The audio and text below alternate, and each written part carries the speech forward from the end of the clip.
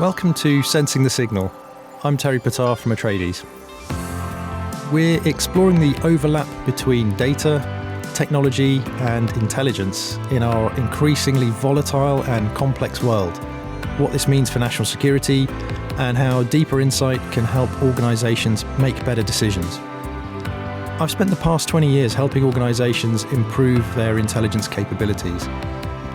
I'm fascinated by how we understand the world around us.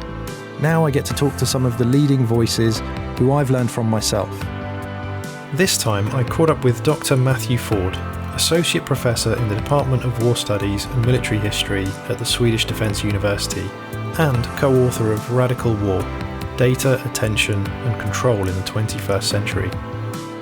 Before we get into the discussion, it's worth saying that this was recorded in August 2023. Matthew, welcome to the podcast. Thanks, Terry. Thanks for having me on. I mentioned a bit about you in the intro, but it'd be great for the audience just to give a little bit more detail on what you're currently working on and a bit more about your background, actually, which I think is particularly relevant to what we're talking about now. Thanks, Terry. It's a real pleasure to be here and very grateful to you for giving me some time to talk about some of the things I've been working on. I'm currently under contract to write a book called War on the Edge of the Smartphone, which picks up on a number of themes that I've been interested in. It follows on from a book that I'd written and published in March last year called Radical War, Data, Attention and Control in the 21st Century. Yes, that is a plug. Co-authored with a good friend of mine, Professor Andrew Hoskins at the University of Glasgow, which we wrote in the 2-year period before the war, but picked up, it quickly became clear to me, picked up some of the themes that we were watching as the Russians invaded Ukraine. So that's what I've been up to.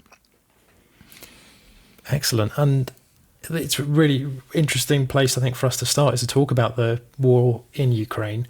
And, you know, the reason I wanted to talk to you was because I obviously saw your book when it came out and thought this is incredibly timely because it came out just at the start of the conflict and just after the Russians had invaded. But obviously you were talking about ideas and you'd written about this over the couple of years preceding that. And then we saw in the conflict actually several of those ideas that you talked about in the book playing out. And I wondered if you could maybe give us or talk us through an example of how the ideas from Radical War and subsequently your research on the role of smartphones in particular in war and conflict and this kind of modern sensor technology that is ubiquitous, really. Give us a sense for what that means for warfare now and what your research has shown. Well, I think there's nothing like a good war to show academics how wrong they are about what's going on in the world.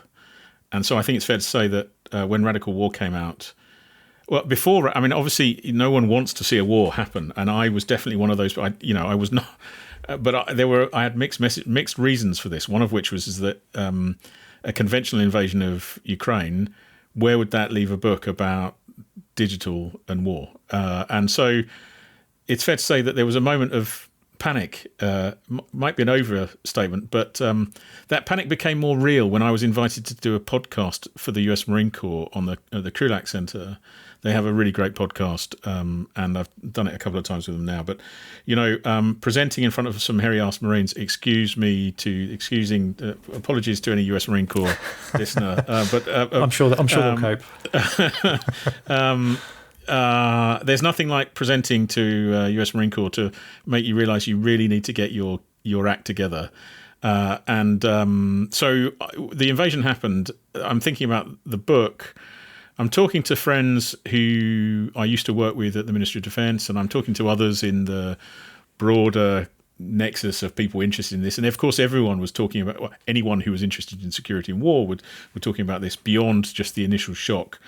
And I was trying to make sense of what I was seeing. And one reason why I needed to make sense of that was because if I was going to talk to the Marines about something, then I really did need to sort of understand how different sources of information and data were coming up off the battlefield. So I spent that first month trying to see the difference in terms of source material. You know, what was coming up from webcams, what was coming up from smartphones, what was coming up from headcams, what was coming up through mainstream media, what broadcast media from radio. How did Ukraine try to manage the information space? What were the reporting restrictions like? How did Russians put forward their material? How did social media engage with it? How were different people amplifying different stories about the war? And was the war occurring on the sort of social media platforms that I was engaged with, or was it happening somewhere else? And, you know, it's quite a lot of material to make sense of.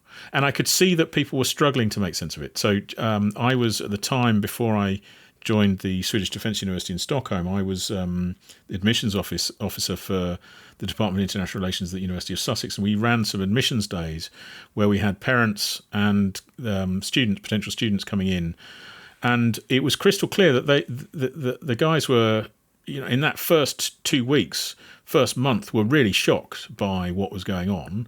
And the really fun thing, you know, in the context of war, it's not fun at all, but from intellectually, it was an interesting thing to try and get round everyone and ask them where they were getting their sources of information from, and what platforms they were using, whether they were engaged with mainstream media, and what types of mainstream media, and then what kind of social media they were using, whether they were using their phones, their computers, tablets, watching it on the telly or a smart telly or something. These were all, you were asking people who were working around you in Sweden at the time? Oh no, this was in Sussex. In Sussex University.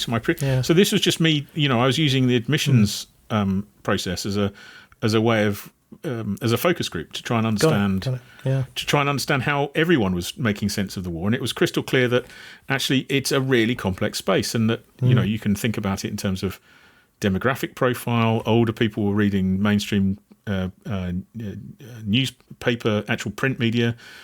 People in their 50s had a variety of different mainstream media platforms, the BBC, Al Jazeera, whatever. And then you go down to their children, their kids, and some were watching every social media platform, and some were being to try and create balance in the way they were engaging with it, and some weren't. And so you quickly learnt, for example, that TikTok, you know, was an important feed for teenagers, but it was also crystal clear that I think there was a great report on The Guardian that followed up some research, that within 40 minutes of swiping on TikTok, you quickly got presented with false images of the war. And so you immediately you get this kind of blend of watching the war as if it's a game from, you know, Armour 3, from the console game Armour 3, or you were actually, there was some real feed coming through, and actually it was really hard to understand and make sense of all of that.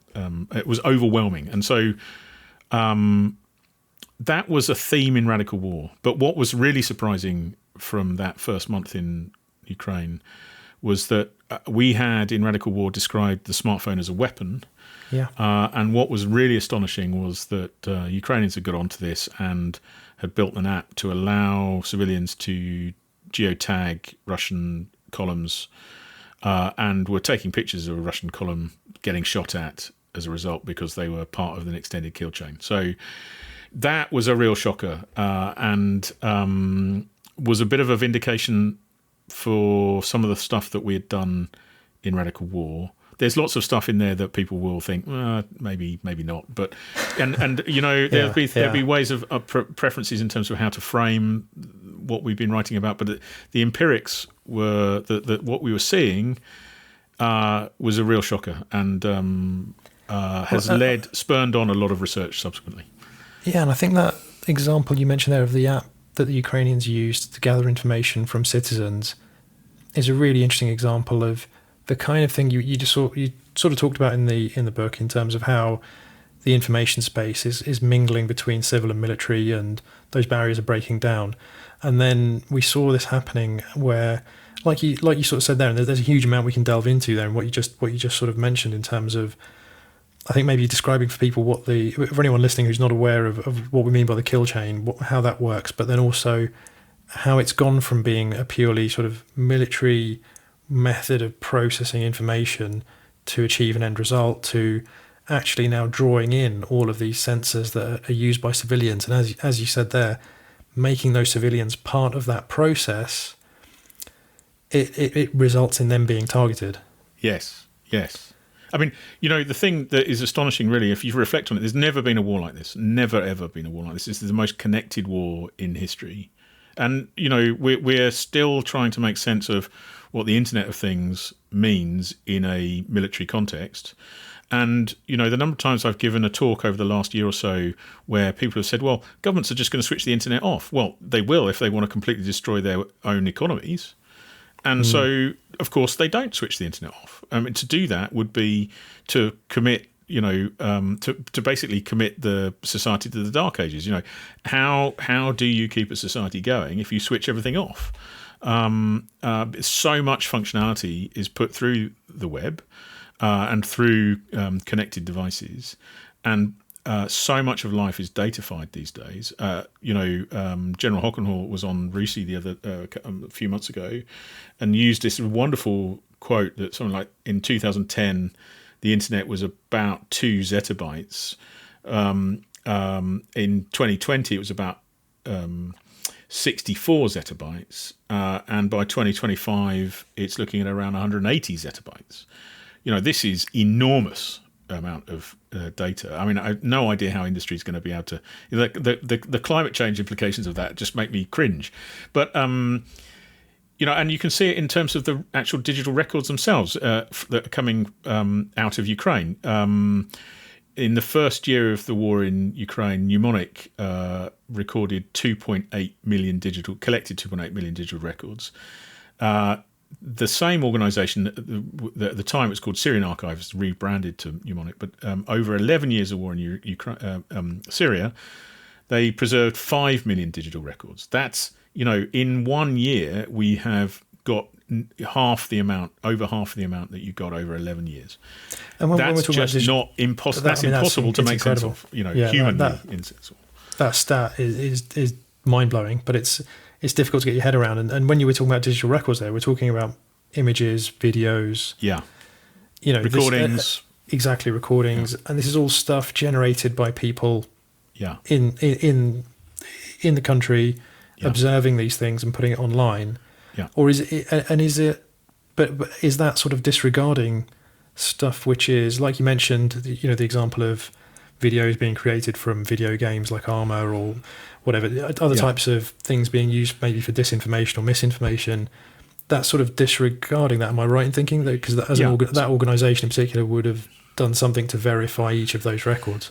So, I mean, absolutely right. So Mnemonic is interested in documenting war crimes. And, in that respect, understanding the forensically understanding the provenance of data of a data source is essential, because it might end up as in a criminal trial, and so that's actually spawned an entirely different set of challenges for organisations like Bellingcat and Air Wars, who are investigative NGOs trying to understand war crimes in a number of different contexts. Air Wars is an amazing platform. Bellingcat, lots of people have heard of, but they have to work with people like Professor Alexa Koenig at the UC Berkeley, who helped come up with the Berkeley Protocol, which is all about absolutely trying to forensically stamp data so that that it's actually a recording taken at the time that represents something that looks a bit like it would have been appropriate for a criminal proceeding. So we're talking about records that might end up in court. I mean, I'm not saying they all will, but you might be the recording of the same event, and taken from different perspectives, but you can you get the idea in terms of quantity of material, and that absolutely. Quantity of material is just a challenge it's humanly impossible to make sense of on your own. You're going to end up doing something with an algorithm to try and spot the patterns across the video recordings, which I understand, I think is probably a lot harder than most people think, because everyone's obsessed with, and we were talking about this earlier, Terry, but a lot of people were thinking about ChatGPT and large language models and the rest of it. But when it comes to visual data, I think the challenges are a bit harder. Yeah, indeed. And I mean, just from the point of view of thinking about not just processing that kind of data well and training the AI systems to do so, but actually just holding and managing that amount of data, that quantity, is incredible. And I think the costs involved when you're talking about cloud infrastructure, etc., are astronomical. And so it's not easy to do. It's not something that every organisation, or in fact many organisations, will be able to do. Yeah. And I think it's something that not many people factor in when they see or hear about the capabilities of AI tools, that actually turning them into practical systems that can give you an output, and a reliable output as well, is a huge challenge. And it's and I think a lot of it, though, a lot of what we're talking about really, and these new developments in technology, it stems from what you started off talking about here, which was the fact that we've got these smartphones everywhere. They are being used as sensors in so many different ways, and that is generating so much information. And we thought the war in Syria, going back 10 years, that was creating huge amounts of online digital information. But as you described there, just with those stats, I mean, the war in Ukraine, we've seen that grow exponentially. And there we're just talking about the verified information being unmanageable and difficult or nigh on impossible for individual organisations to work with, without perhaps having some sort of tools in place to help them sift through it. But then you layer onto that all of the non-verified information, the disinformation, the stuff that is deliberately designed to mislead, confuse, persuade, etc. And it's an even bigger challenge again. I mean, you just think about, I spend far too much time of my life on Twitter, or X, or whatever Elon has called it this month. There are 30 odd different social media platforms, and each one has their own culture and way of working, its own misinformation and disinformation, styles of misinformation and disinformation around trolling and memes and all that stuff. And the ways that they're used in different countries and by people in different cultures vary again as well. And so you quickly get to what Andrew and I described in Radical War as a sort of uneven set of new. It's not just a new war ecology, which is this kind of layering of of mainstream media, social media, military communications, civilian comms, all of the other infrastructures and information infrastructures that make up how people communicate in a particular geography, that reflect the history and cultures of the usage of different media platforms in that space. But you have different war ecologies. You have war ecologies, the war ecology in Ethiopia or in the Sahel or in Myanmar are all very different, and yet they have a lot of political violence, a lot of war going on there. And that war manifests itself in slightly different ways in those war ecologies, in those information spaces. But they still have, they're not just something that affects the digital space, they have implications for how people actually engage in kinetic warfare, in the conduct of war.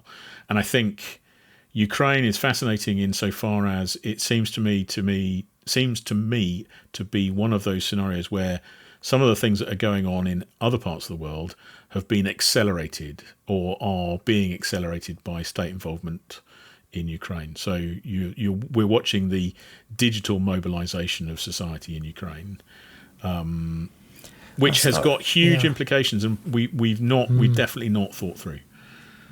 Yeah, I mean, you're right. The implications they're enormous, and it generates more questions at the moment. I think.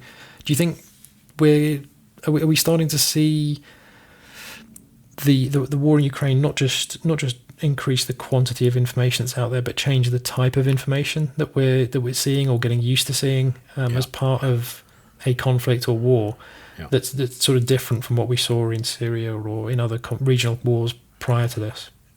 I think we are, and you've alluded to it by drawing attention back to the smartphone in particular.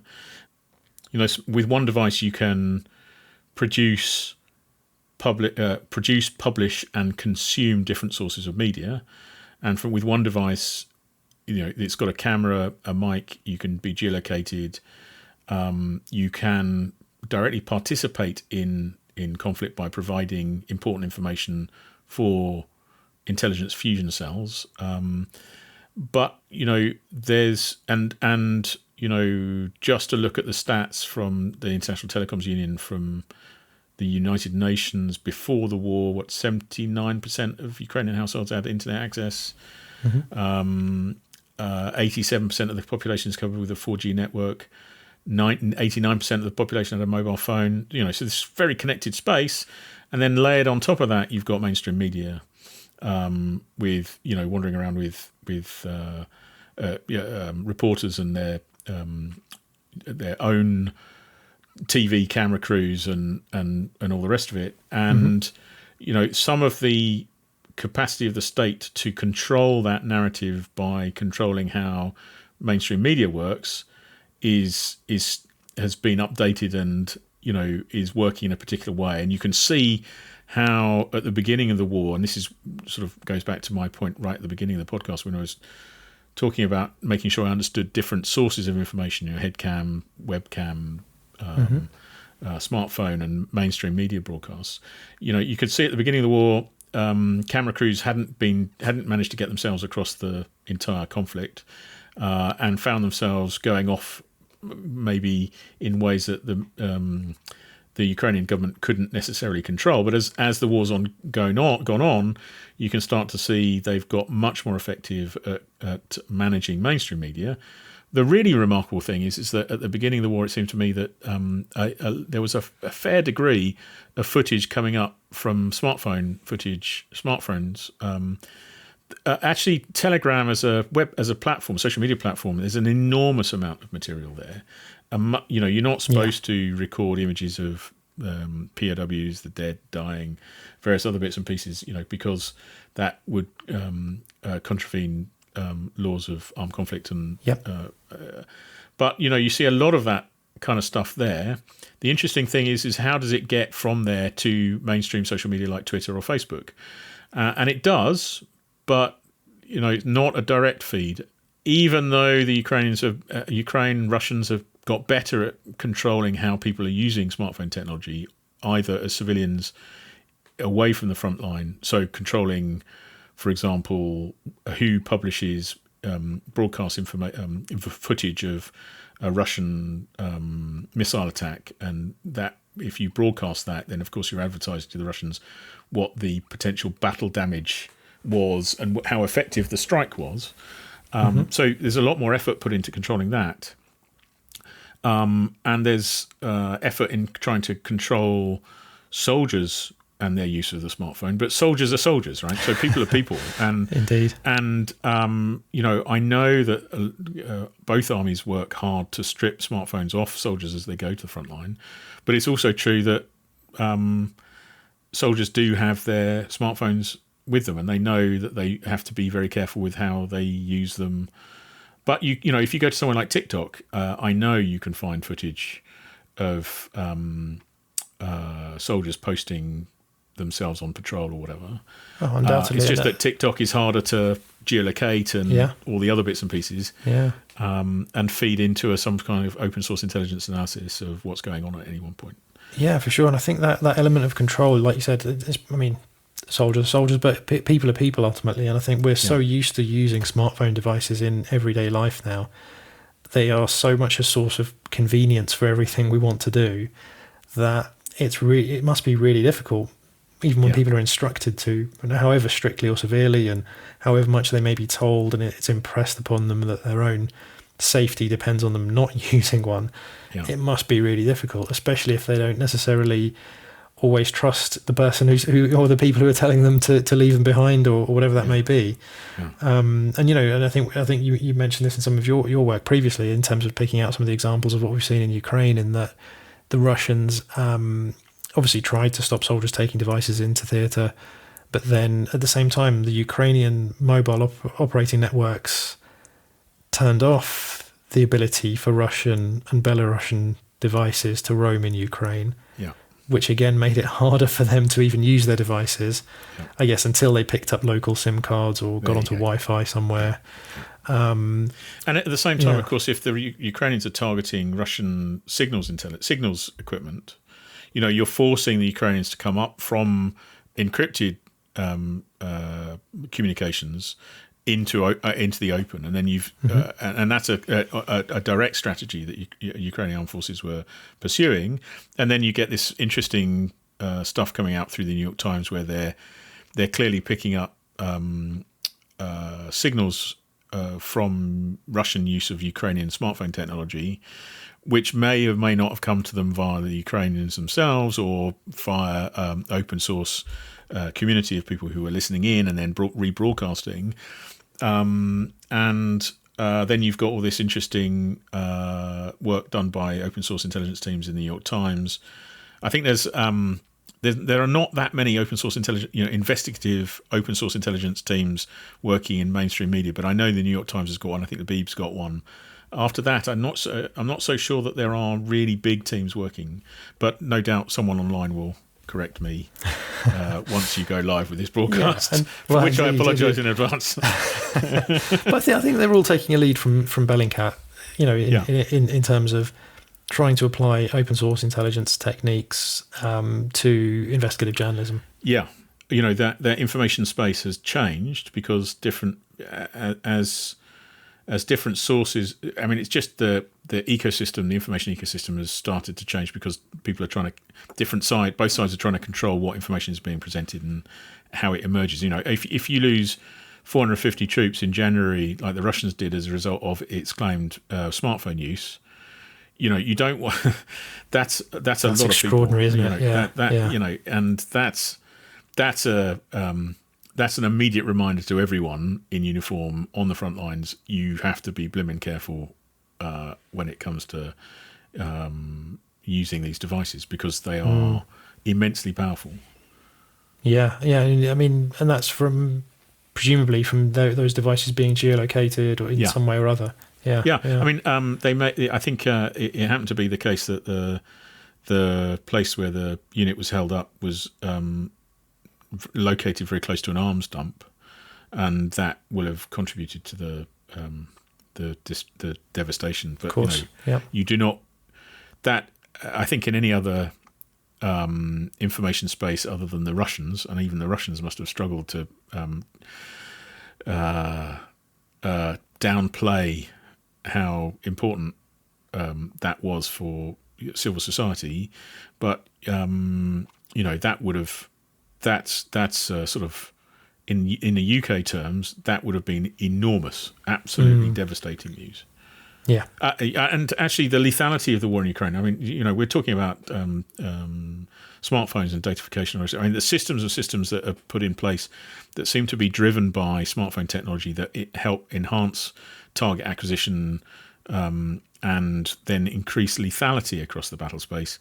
And it seems to me the number of times that you see images of Ukrainians with some kind of connected device connected up through Starlink or some other connectivity platform that allows them to cycle through targets more quickly, and it's all driven by the smartphone tech. I think the capacity to maintain control over those different cyber. To protect those from cyber attack or some, it sounds to me like an enormous effort, but fascinating to see because, whilst a smartphone is used to drive your drone to help adjust fire onto an enemy, any video recording you're taking from that drone is easily transcribed up into a social media team who can then put it through various edits to get to a point where it appears online as a story. And I think, and I suppose that's the interesting thing. In the beginning of the war, people were looking at their feeds thinking that they were seeing the war in real time, but actually the time lag it took from an image to be taken and then appear online was maybe 12 to 48 hours. So you can see, and now I think it's a bit longer, right? Because the control over the information space has got even even greater, which is amazing given the number of devices that are out there, but possibly reflects different platforms, social media platforms, and who's using what, and why the West has got a particular view of that, which is mainly driven by access to Facebook and Twitter and, dare I say it, even LinkedIn, whereas, Russians, Ukrainians, VKontakte, OK, and most importantly, Telegram. So we talked a lot about what's happening in Ukraine and the sort of battle or competition for attention and control and how that's playing out there. What's happening in Russia, though, in terms of how the overlap between civilian and military and, again, that competition for attention is playing out there? That's a good question. And I think I've got to caveat this. So in that I have to defer to some of my good contacts. So someone like Ian Garner, a good friend of mine, who's written some good stuff. And there's a lot of regional specialists who are thinking about this as well. But from my point of view, you have to start thinking about the different social media platforms and the media ecosystems in Russia itself. So, there's no direct overlap necessarily between the Anglosphere and Russian speakers in mainstream, what I have been calling during this podcast, mainstream social media like Twitter or Facebook. And of course, Facebook and Twitter quickly moved to close down access to Russians so that they couldn't easily use the platforms to broadcast disinformation or misinformation. That's not to say that the Russians and Ukrainians aren't making use of the platforms to try and shape public opinion.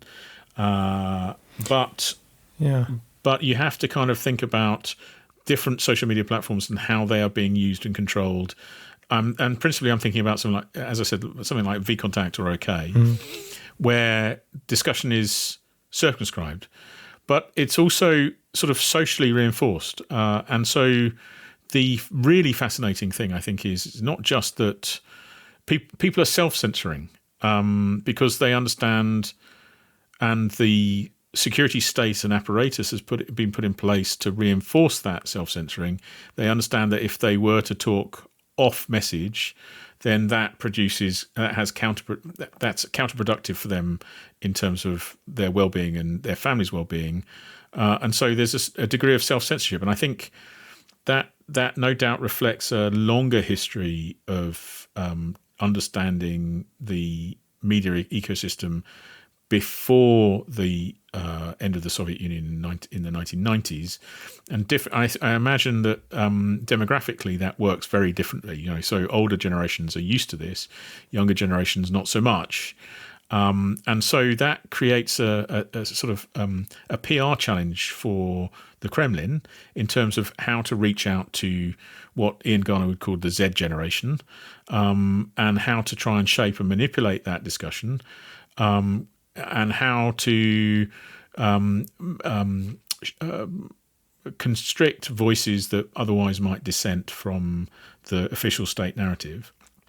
And I think in this context, you've got to reflect on how the structure of the internet works in Russia itself, which is very interesting compared to somewhere like China with the Great Firewall of China. So Russia doesn't have quite such, can't produce the kind of splinter net necessary to actually define what will appear in the infospace inside Russia, but nonetheless can do enough especially with a very strong security apparatus, to try and still assert a particular narrative. What's interesting is how Western agencies, and I'm not talking about the intelligence agencies necessarily, but how the West, how IT Army of Ukraine, for example, how different Ukrainian actors, whether public or private, have tried to use what remains of the open web in Russia to try and get counter messages across, and how to hack broadcast media in order to present a different interpretation of what's going on in Ukraine. But I think what's interesting is even despite those efforts, as I said, the apparatus around how to maintain control over a message is still sufficiently robust that people self-censor. So even if you'd have to, the Russians have already locked up all of the dissenters. So there's no, official dissent might be possible. In fact, you can see that in the way the mainstream political broadcast, mainstream media broadcasts news about the war in Ukraine. It puts out a multiplicity of views. Some of them extremely controversial, but any criticism that comes towards Putin tends to be from those who want the war to go even harder over. It's not about pulling back from the war, but from escalating it. And the criticisms are that Putin or the regime are not doing enough to win the war, rather than we should stop it.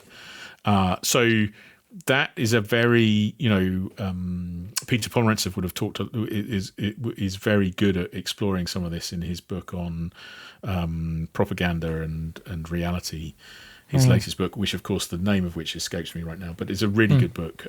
He's a really great author who I have a lot of time for. You mentioned, I think in one of your articles last year, an example that sort of stuck with me, which was the Ukrainian efforts to influence the Russian audience in Russia by using a combination of facial recognition technology and social media profiles to contact the friends and family of Russian soldiers who were killed or captured, I believe. Yeah, so that anecdote is quite interesting, because it sort of says something about how information moves around the internet and how it ended up on my computer. So I got tagged on Twitter, as was, by an anonymous Indian hashtag to a particular video that had been published by someone else, another Twitter feed, depicting apparently a Ukrainian talking to a Russian mum in Russian about the death of their son, who they had identified from their smartphone using facial recognition software.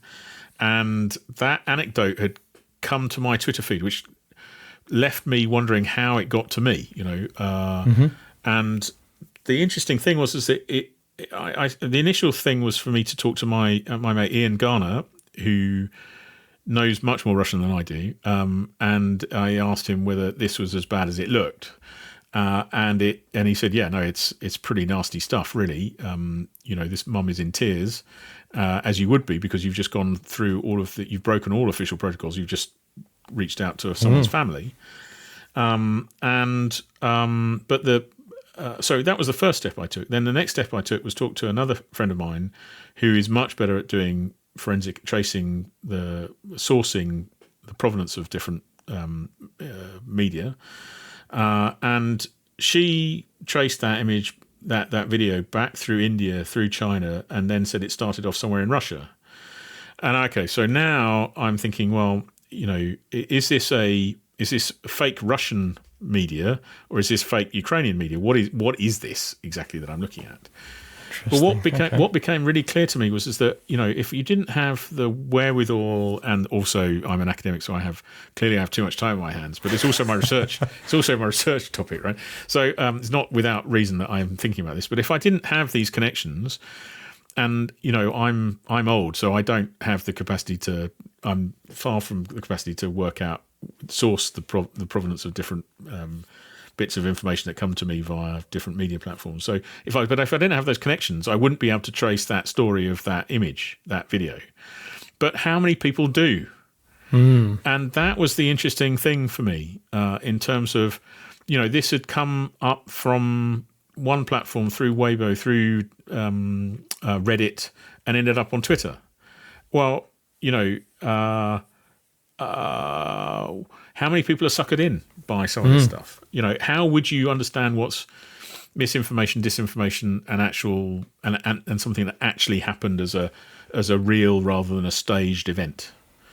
But it remains the case, though, that even if that was fake, technically that remains possible to do with the current technology we have and the way that war is playing out currently.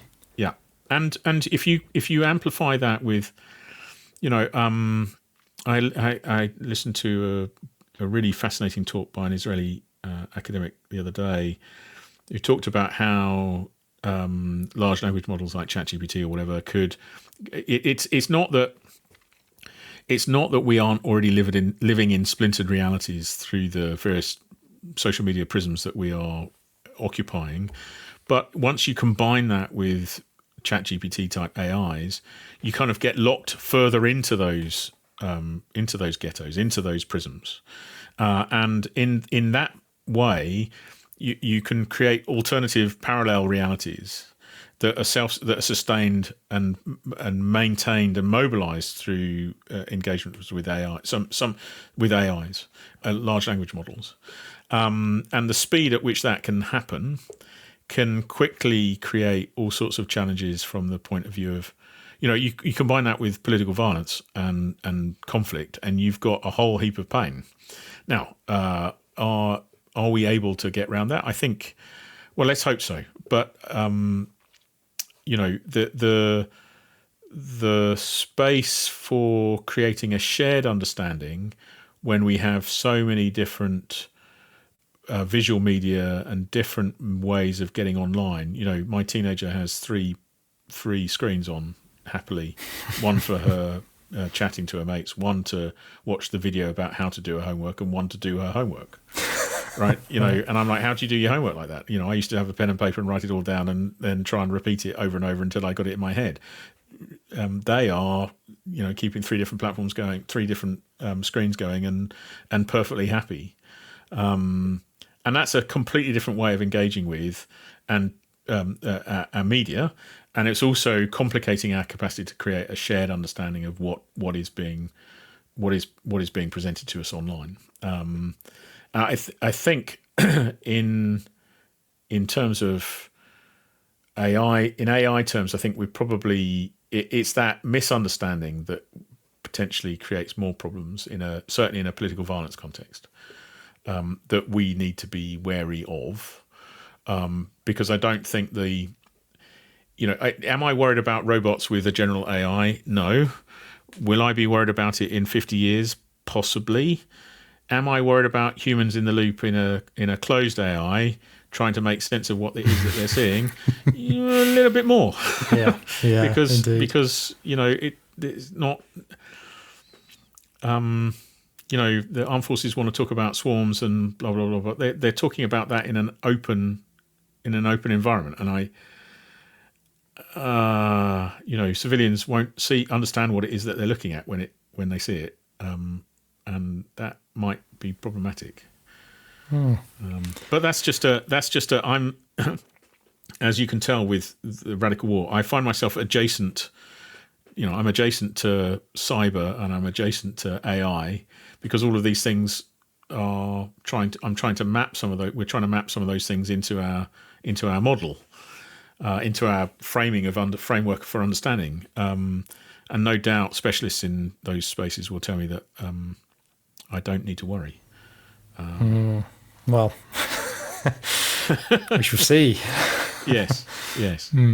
And I think, you sort of touched there on the concepts, the key concepts, and the dimensions you talked about in Radical War, which are data, attention, and control. Yeah. And I think in terms of control, did you envisage actually them being able to control the information space as well as they have done? In terms of what you just mentioned there from the Russian side, because it's so difficult to do. Well, I think it's interesting that it has worked. It has worked in terms of mainstream social media. Mm-hmm. Interventions at a platform level by Facebook or Twitter, X, whatever it's called, can go so far. You can see also that Musk's changed some of the algorithm and associated policy to allow more, in inverted commas, freedom of discussion or debate. But even before he did that, it's not too hard to find people posting images of how, for example, a drone had hounded a Russian soldier to suicide, and you watch the Russian soldier shooting themselves after they had a grenade dropped on them by a drone, after they'd been engaged. How that might be appropriate from a policy perspective, I don't know. But the number of images we've seen and people love this stuff and they amplify it, and I find it amazing. And that's definitely something that we talked about in Radical War, about how it sort of grabs people's attention and drives participation and becomes clickbait in itself. And then the social media space becomes a real challenge to control at a platform level. You take that forwards into something like Telegram, where the policies are a lot more relaxed and a lot, very, very different space. Yeah. And the result is the war takes on a completely different hue. And different parts of the world, as a result, it seems to me, are engaging with the war very differently, and trying to sustain those messages in different parts of the world is requiring really rather sophisticated media operations. And the success of those media operations are not always clear to me. It seems to me that the Russians have been very effective at shaping the way the war is represented and is understood in the Middle East, in various African countries, in South America, in India, and of course in China. Yeah. And so, the control of these things is not straightforward. It doesn't seem to me. No, and is that control occurring through manipulation of those social media platforms, essentially, or rather than, well, I shouldn't really say manipulation of the platforms themselves, but manipulation of the way they work in terms of understanding how to put the content they want to push in front of their target audience.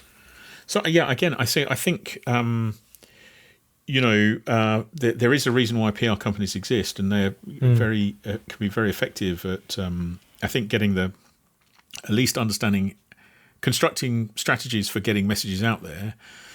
I think the challenge is how do different audiences then take that on and engage with it subsequently, and in that respect, it seems to me social media is a very distorting prism, because even without the power of a PR agency, if individuals are organised, and there are good examples of this, how, for example, the war in Armenia, the Nagorno-Karabakh war in 2021, local activists organised to make sure that particular messages got presented in particular ways and appeared at the top of a discussion in Twitter or Facebook or even in Google searches, and that was principally designed to make sure that a particular presentation or representation of the war was put forwards.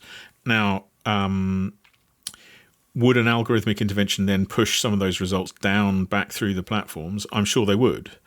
But of course, not all wars are equal, and not all platforms are equal. And as I said, Telegram has a completely relaxed policy towards this. And of course, it's a very different space. You join a particular feed, and then you're associated with that feed, and you get the information through that. But you're not being cycled through a constant churn of information presented by lots of different users that you would if you were on Twitter, for example. Yeah.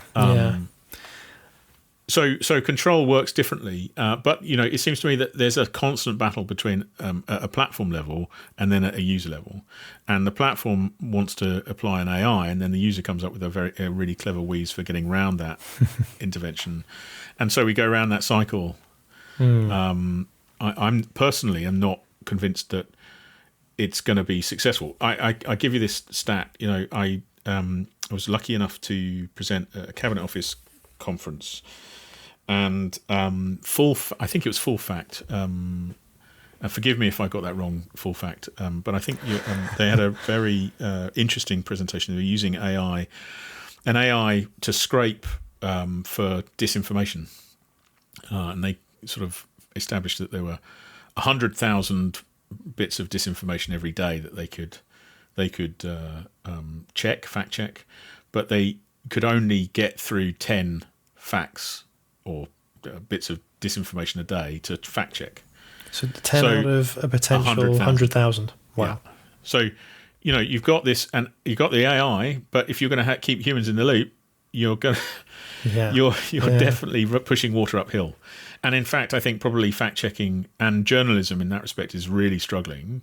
But you're because of how this is a 20th century framing of what we're looking at when you're trying to fact check like that.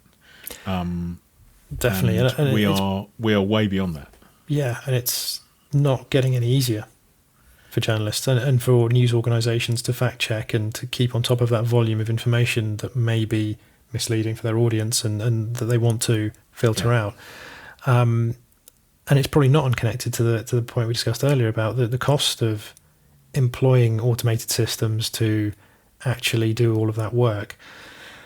So, yeah, I mean, and in terms of warfare, and I think maybe thinking about what it means for people like yourself, but also intelligence analysts, whether they're working in government or military, or whether they're working in some of the NGOs you mentioned, or even within OSINT teams who may be in news organisations, what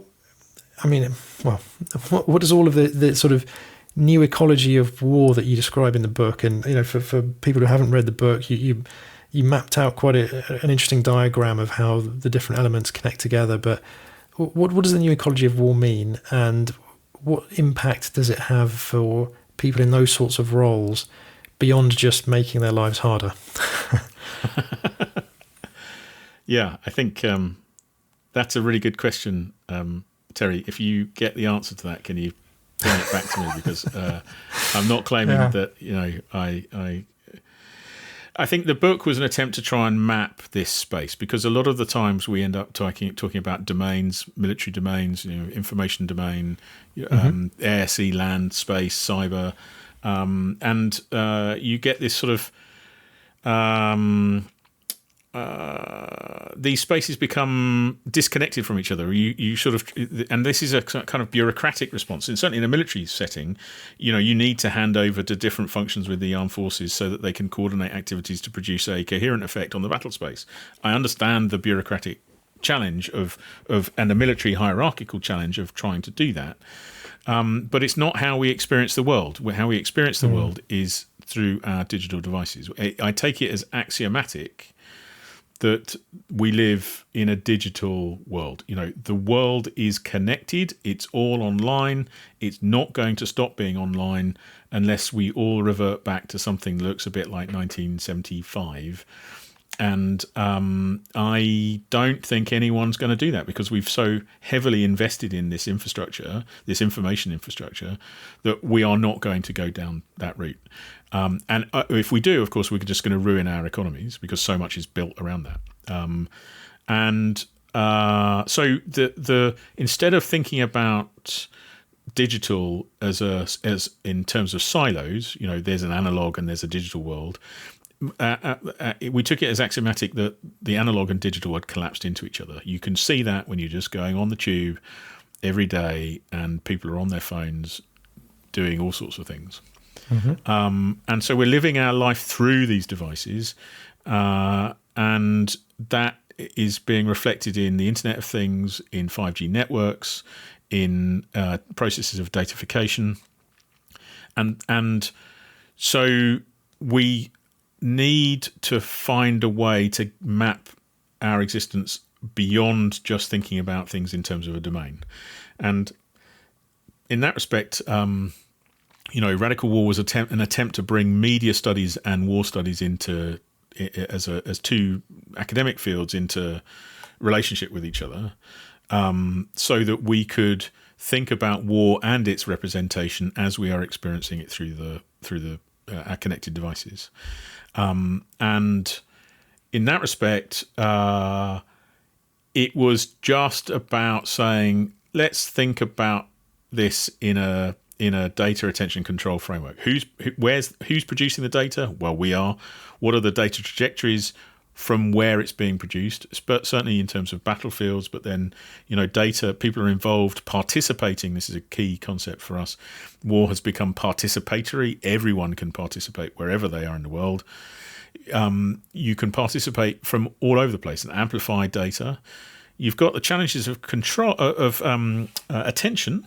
You know, I was how going to long ask did you it about that take? because I think we've talked a bit about data. We've talked about control, and the challenge with data is obviously, as we talked about, the quantity, the variety, all of these things that are just getting harder and harder to manage. And in terms of control, the challenge there, I think, is that it's very competitive in terms of trying to control the information environment, and no one actor is guaranteed to be able to do that. But then in terms of attention, is that where, or maybe let's start by talking about what the challenges are with attention. It was, I drew your attention to TikTok. Within 40 minutes, you'd go from seeing information about the war to lots of misinformation, disinformation. It was about grabbing your attention and then spinning you off in different ways to lead you into your own media ghetto. That was a attention device. That was a diverting a device, right? Within a month or so of the war, we'd gone from full-blown day-to-day coverage to people not paying attention at all. Really, we've got through the energy crisis. We're still suffering a cost of living crisis, and understandably, people's attention has refocused on how to do day-to-day living. And of course, it seems to me that in that respect, we're still living within Putin's strategic framing. It seemed to me for a long time that the war in Ukraine, for the Russians, going long in terms of having a long war was always going to be an advantage because the Western democracies were going to eventually get fed up. And let's face it, if this podcast compared to an influencer podcast on, I don't know, something going on a Saturday evening light entertainment telly show, I hesitate to say I'm not going to compete well with that broadcast. I don't know. Once I put it out on LinkedIn that you're on the show, it's gonna wow. The numbers will go through the roof. Oh yeah. Yeah. I fear I might get a few listeners. I feel if I'm lucky, dear grateful listener, I'm very. I'm. Hopefully, it's not just Terry. But I mean, one thing that we talk about in Radical War, I think, is that how attention works at a way of using cues that are drawn from broader our broader relationship to what we remember, what signifiers make sense to us in our particular media ecosystem, our particular media history, and we use that to sort of help frame what makes sense to us and what doesn't. And clearly, various strategies are around trying to reinforce a particular prejudice or view.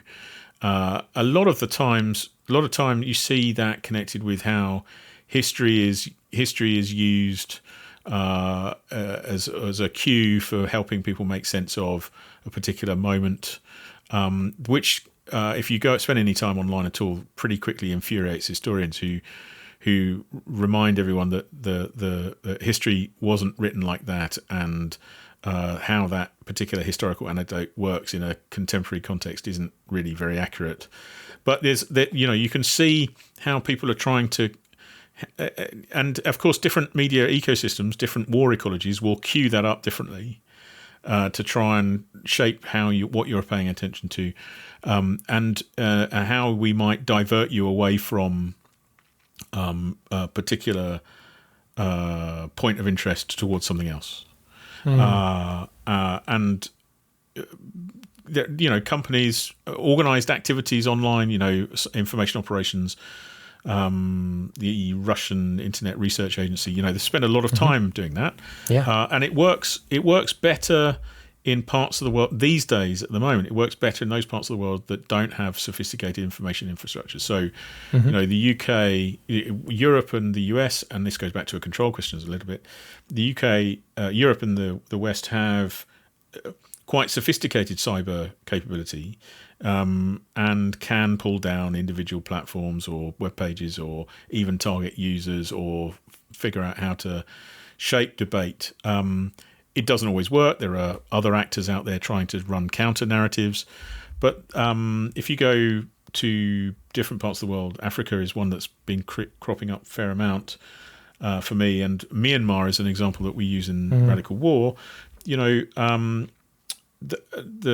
degree of sophistication in terms of managing news media and content is different, and it reflects the particular local habits and ways of engaging online.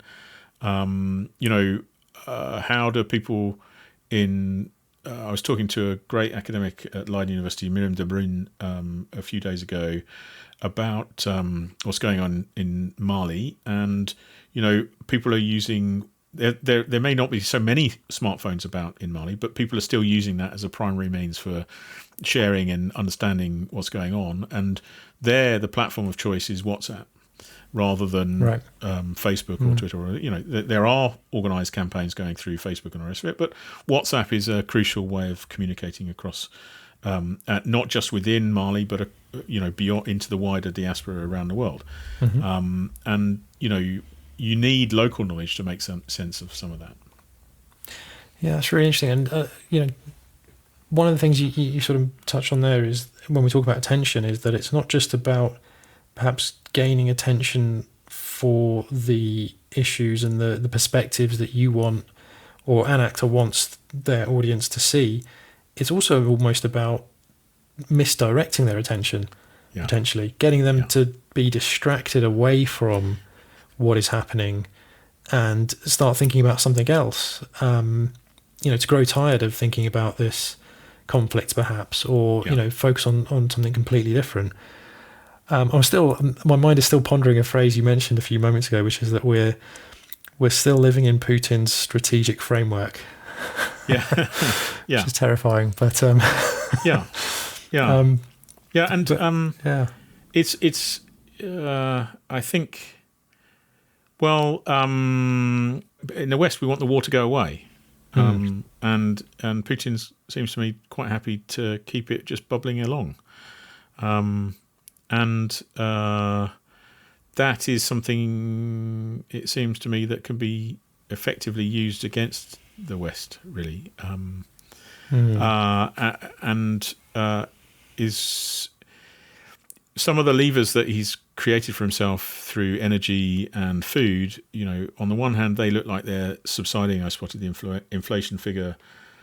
You see other reports warning that energy prices will increase as we start to head towards the winter. So, some of those levers are still there. That's where, in combination with a online media campaign, can be very effective. Russia is providing food to African countries, right?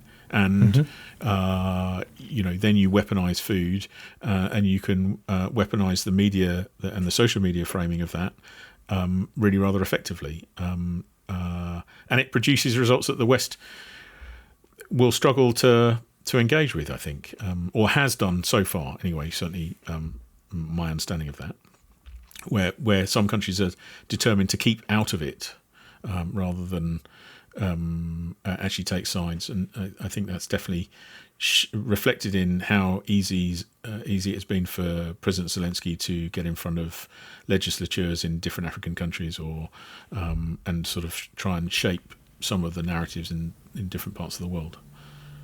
Yeah, that's really interesting, and I think it leads me into thinking about the future, really, and where you think this goes next. I know in the book you mentioned about the Internet of Things in general, and then the military Internet of Things, and you kind of described a scenario, I guess, developing where the kind of lessons learned from the logistics chains and the delivery elements of companies like Amazon could be applied to a military Internet of Things, where you see all of these sensors connecting together, and then it's similarly as easy as ordering a delivery on Amazon and it turning up at your address. You could see how a military using automation, artificial intelligence, etc., could ultimately target their delivery of a payload via a UAV, for example, using an automated system, and it's almost the same process that we see involved in that kind of military Internet of Things as in the general civilian kind of sphere. And is that something? Is that a direction you see us moving into? I think you've got to reflect on the quantity of archive material, data archive material we're producing, and if you're in the armed forces and you're looking for targets, then mine that source of data for different connections, patterns, and social networks. And if you're looking for an infinite number of targets, then you can weaponize the archive. So, at any one point, the really dystopian future that I'm offering you up right now is one in which we are mass participating in the datafication of life. We're producing an enormous database and a series of archives of source data that, once they're all connected up to this this AI in the sky, you give it different parameters, it will find different networks that will allow you to identify different groups of people that will create infinite targets. And infinite targets that are not connected to, and you might think this is somewhat fantasy, but weaponizing the archive like that creates the security apparatus of the security state keeps itself in business. And the real question is, how do you maintain some kind of civil-military relations in that context? How do you retain democratic control or engagement, civil society engagement with all of that process, so that it doesn't become the beast that I've just presented it as becoming? It seems to me that, and this is the big fear of a lot of people working in AI and the armed forces and the rest of it. It seems to me, and I was thinking about Google and the famously quoted Project Maven, where Google employees said, we're not going to apply ourselves to some of this, some of our technology to the armed forces, which just, of course, spawned a sort of secondary market where people who were prepared to do that set up their own businesses to apply AI to the armed forces. So Google might not do it, but there are plenty of others who will. And I guess the challenge is how to squeeze that into the kinds of democratic processes that we've grown up with. And I don't think the apparatus is there to help us do that, because we're still locked into a framework of thinking that is shaped by domains in a military context. We're still thinking about things in 20th century media terms, not 21st century media terms. And we haven't brought ourselves to recognize how the digital is just how we live. And until we get to that, and I'm not saying, I'm not trying to imply have got to a point of some singularity of some kind, shape or form, but we just need to shift our mind away from thinking in 20th century terms. Or even, to be honest, things have changed so much in the last 5 years that I don't think people have kept up with it. The whole media ecosystem, the platforms we use, the technologies that we have around us day to day have enormous power, and we are not thinking about it. We've just not got our heads around that. Because our smartphone is a sensor. People can switch it on remotely, absolutely, and you can participate, willingly or not, in collecting information that could be used for military purposes. And that, there's a great company.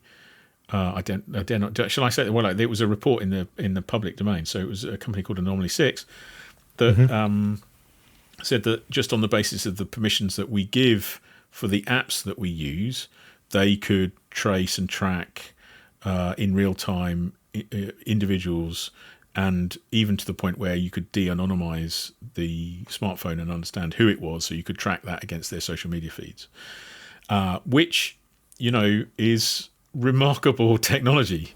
I just hope we use it for some good rather than sure. Yeah, I'm always a little skeptical of when companies or anyone really states these kinds of things are possible.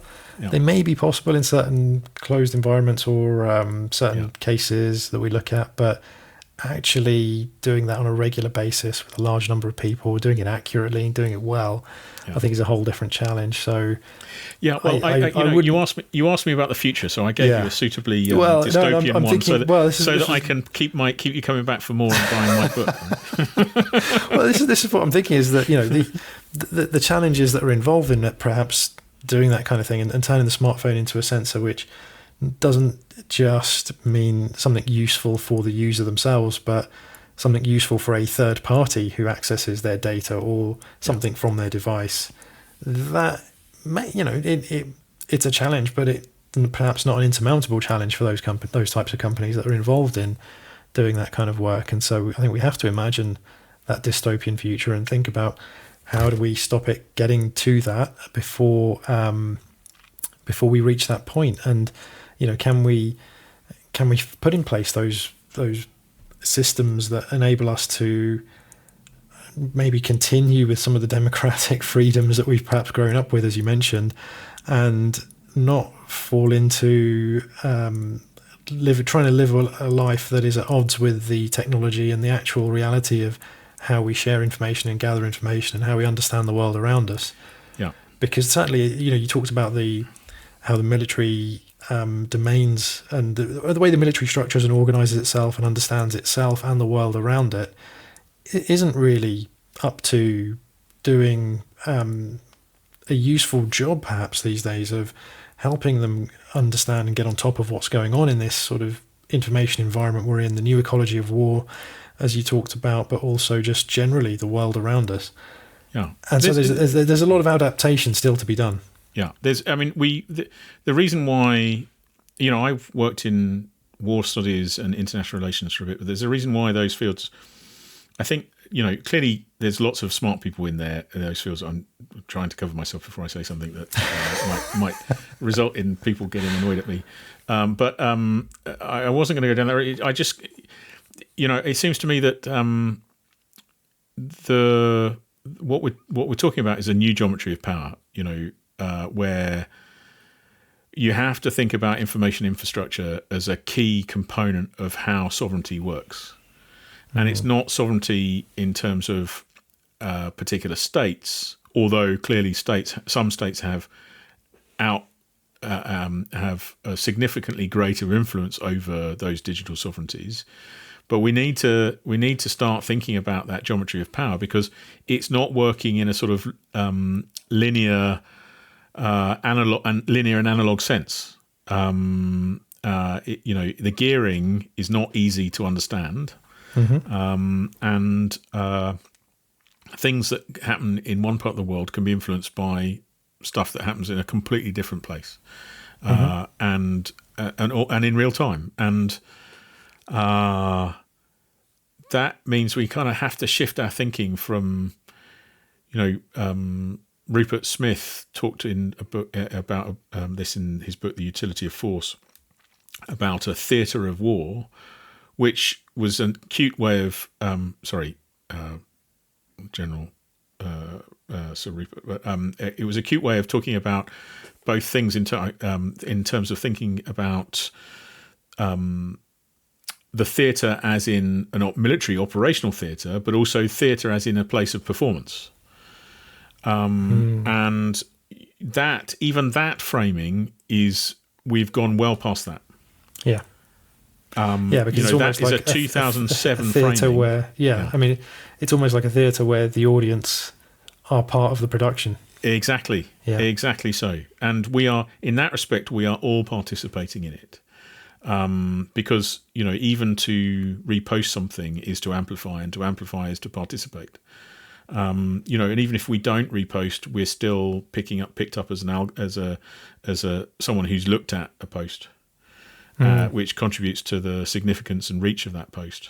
So, you know, the data analytics are there to show how we are participating, and that's you're absolutely right, Terry. You know, it's that theatre of war framing just doesn't capture actually what this new geometry of power is doing to our engagement, participation in this type of environment. Really interesting. I mean, this has been a really fascinating discussion, Matthew, and yeah, thanks for your time. And I could honestly talk to you about this all day, as you know, and but I'm sure we will do next time we see each other. But yeah, I mean, I'm left with so many more thoughts and I guess questions that we like you said, we can't necessarily answer those questions yet, but we'll see how things unfold in the current conflict and in other conflicts. Those sorts of regional conflicts that might occur again and that we've seen in the past. And I think, no doubt we're going to continue talking about these ideas and how they are playing out and how that interaction of technology and the civilian and military spheres overlapping is playing a key role within conflict as we go forward. So just before we end, Matthew, did you want to just remind the audience about your existing book and the book that's coming and where else they might be able to follow you to find out more about your research and what you're writing about?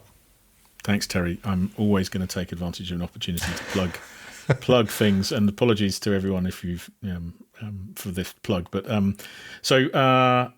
my current book is out with Hearst UK and Oxford University Press, and it's called Radical War: Data, Attention and Control in the 21st Century. That's co-authored with Professor Andrew Hoskins at Glasgow University.